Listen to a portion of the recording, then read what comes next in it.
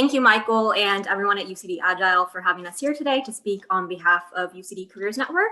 My name is Megan O'Neill, and I'm the admin team lead in UCD Careers Network, and I'm joined here today with Sophie Bonheim, the Senior Marketing and Communications Assistant.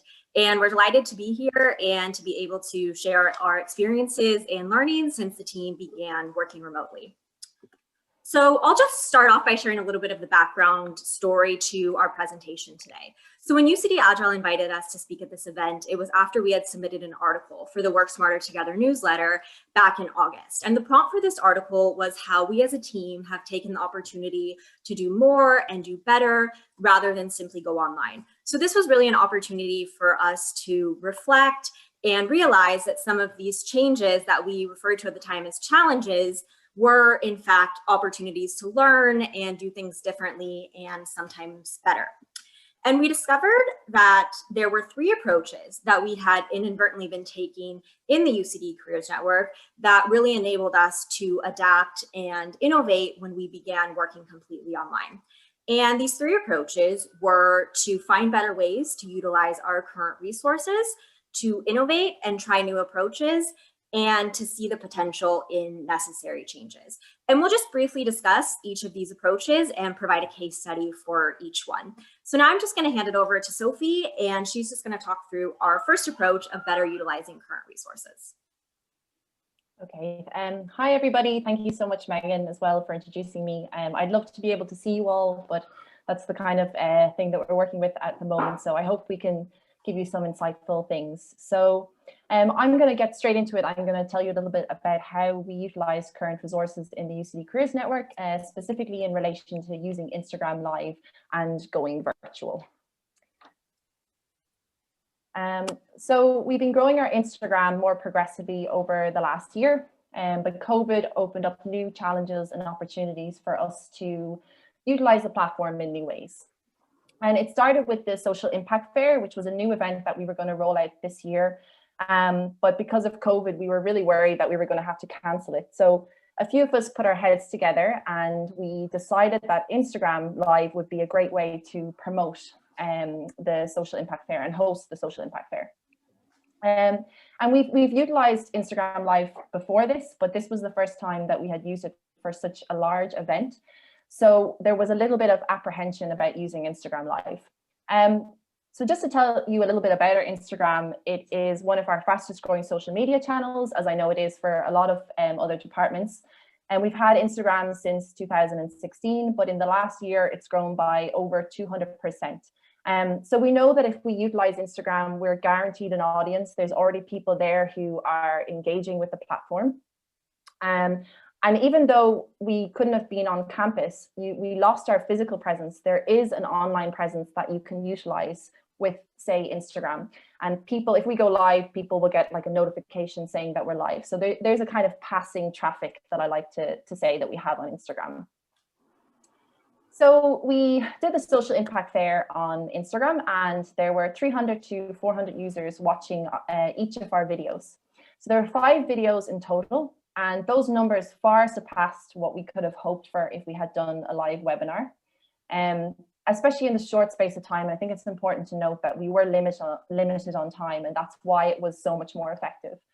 And since then, we've had several events on Instagram Live. We've had the Talk to Us Tuesday Student Edition, which is run by my lovely colleague, Amy Fox in the UCD Careers Network. We've had the UCD Careers Network Open Day, which was really successful. It was probably one of our most successful. And we've had numbers wise. And then we have had also some alumni panels as well on the Instagram Live. So we're not saying that no to webinars at all whatsoever. I mean, we're on one now, but we definitely have seen that there are less traditional platforms that can be utilized, and especially when webinar fatigue starts to sit in for students. So now I'm going to touch on how we've managed to innovate in the UCD Careers Network, and I'm going to use a case study, which is our new podcast series, which was a completely new venture for our department. And as we continued into the summer, we were really worried that there was going to be a lot of online noise in the new academic year. So we were looking for some ways to stand out and to offer something new and fresh. And one of the things that came up was from from our employers, actually. We wanted to offer something different to our employers. And we kept hearing back that employers were interested in a podcast. So with all the goodwill in the world from us and employers to create one, we needed to make sure that the students would buy into something like a podcast as well. So I was, if I'm entirely honest, I was not sure. It's a hard sell to kind of promote a podcast, and also it's a saturated market.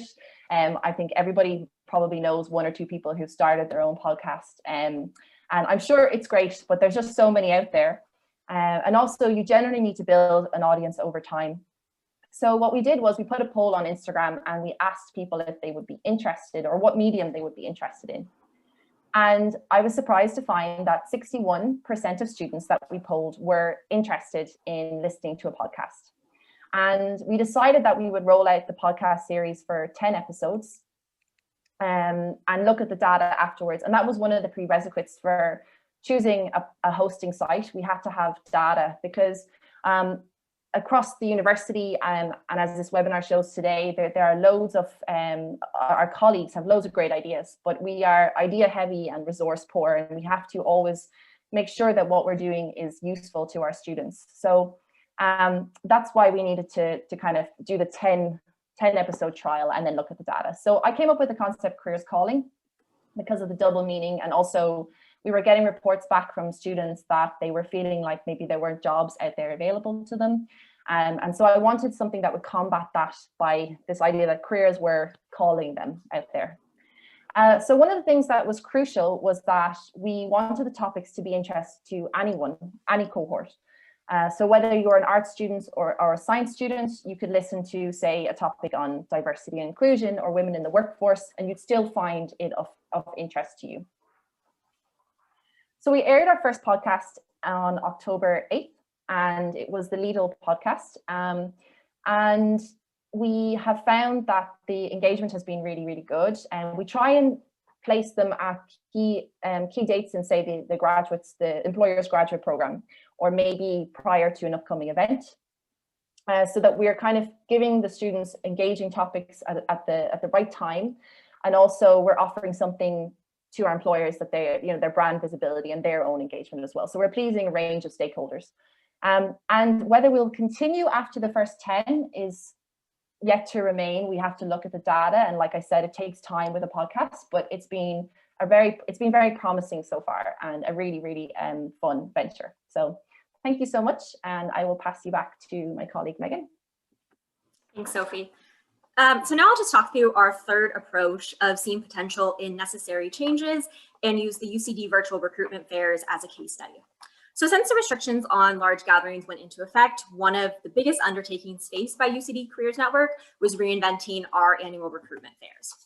So as many of you know, the recruitment fairs bring together hundreds of employers and thousands of students and provide students the opportunity to network and explore career opportunities. So as you can see in the images, it's a really lively and busy event that usually takes place in O'Reilly Hall. So we were initially a bit reluctant to go virtual. However, it was a necessary change. So we looked for the silver linings in holding a virtual recruitment fair. And there were actually quite a few benefits that we didn't initially realize. So the first benefit is that employers are able to better target students through conducting profile searches.